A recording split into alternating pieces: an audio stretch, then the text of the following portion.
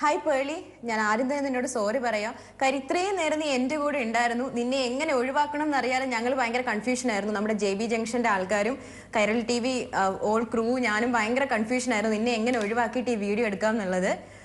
So ഞാനിപ്പം നിന്നെക്കുറിച്ച് കുറച്ച് കാര്യങ്ങൾ പറയാൻ പോവാം. പേളി ഭയങ്കര കുരുത്തക്കേടാണ് കേട്ടോ. ആക്ച്വലി ഭയങ്കര പെട്ടെന്ന് ഇമോഷണൽ ആവുന്ന കുട്ടിയാണ്.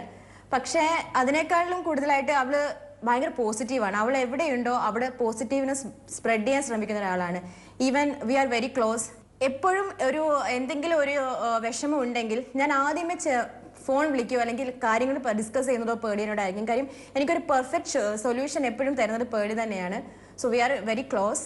പിന്നെ എനിക്ക് പേളിനോട് ഒരു ക്വസ്റ്റ്യൻ ചോദിക്കാറുണ്ട്. മേ ബി ഇതിൻ്റെ ഉത്തരം എനിക്കറിയാം, പക്ഷെ അത് നിന്നെ സ്നേഹിക്കുന്ന ഒരുപാട് ആൾക്കാരുണ്ട്. അവർക്ക് ഇതിൻ്റെ ഉത്തരം അറിയാൻ വേണ്ടിയിട്ടാണ് ഞാൻ നിന്നോട് ഈ ക്വസ്റ്റ്യൻ ചോദിക്കുന്നത്. നീ ഒരു ഫേമസ് ആങ്കർ ആണ്, ഒരു സെലിബ്രിറ്റി ഗേൾ ആണ്. ഇതല്ലായിരുന്നുവെങ്കിൽ നിനക്ക് എന്താവാനാണ് ആഗ്രഹം? അല്ലെങ്കിൽ ഫ്യൂച്ചറിൽ നിനക്ക് എന്തെങ്കിലും പ്ലാൻ ഉണ്ടോ? എന്തെങ്കിലും ആകാൻ ആഗ്രഹമുണ്ടോ? അങ്ങനെ ഉണ്ടെങ്കിൽ ജസ്റ്റ് അതൊന്ന് എല്ലാവരോടും ഒന്ന് ഷെയർ ചെയ്യാം. പലരുടെ അടുത്ത സുഹൃത്താണ്. പലരുടെ എല്ലാ കുരുത്തക്കേടുകളും ഇവൾക്കറിയാം. എന്റെ കൂടെയാണല്ലോ. ഇന്നലെയും കൂടെ ഞങ്ങള് മറ്റേ ലുലു മാളിൽ നിന്ന് ഇറങ്ങുവാണ്. അപ്പൊ ഇന്നലെ സംഭവിച്ച കാര്യമാണ്. ഈ ഡ്രസ്സൊക്കെ നമ്മൾ ഇതിനു വേണ്ടി വാങ്ങിക്കണമല്ലോ രാത്രി. പെട്ടെന്ന് നമ്മള് നല്ല ഡ്രസ്സല്ലേ, ഡാഡി പറഞ്ഞത് ഭയങ്കര കളറായി പോയി. ഞാൻ പറഞ്ഞു പെണ്ണുങ്ങൾക്ക് എന്തോ ആവാലോ അല്ലേ. നന്നായിട്ടില്ലേ മക്കളെ?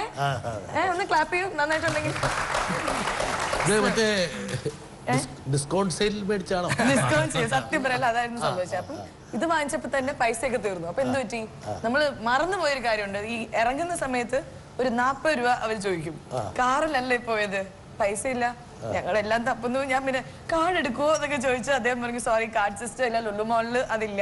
പിന്നെ നോക്കിയപ്പോ തിരിഞ്ഞു നോക്കിയപ്പോ ബാക്കില് 4 ചേട്ടന്മാര് ഒരു കാറിലിരിക്കുന്നു.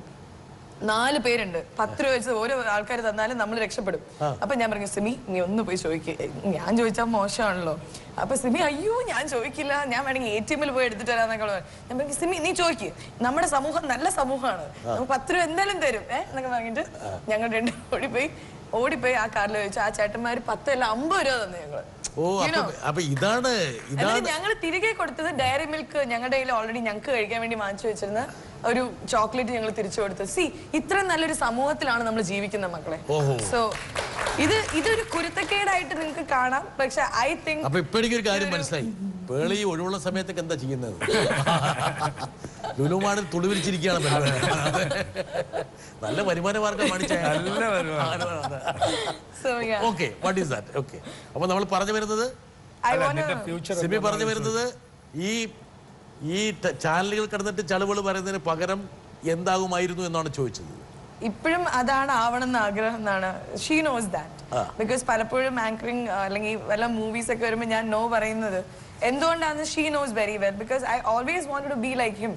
ബിക്കോസ് ഡാഡിയുടെ ഒരു പെർഫോമൻസ് കഴിഞ്ഞിട്ട് ഡാഡി ഇപ്പൊ 100 പേർക്ക് ക്ലാസ് എടുക്കുകയാണെങ്കിൽ ആ 100 പേര് ഡാഡി ഫസ്റ്റ് ക്ലാസ് എടുക്കാൻ വരുമ്പോ ഡാഡി ആരാ, ഇയാൾ എന്താ പറയാൻ പോണേ എന്നുള്ള ആറ്റിറ്റ്യൂഡിൽ ഇരിക്കുന്നവര് ക്ലാസ് കഴിഞ്ഞ് പോകുമ്പോൾ they will be standing like this. Sir ഞങ്ങളുടെ ലൈഫ് എന്നേക്കുമായിട്ട് നിങ്ങൾ മാറ്റി.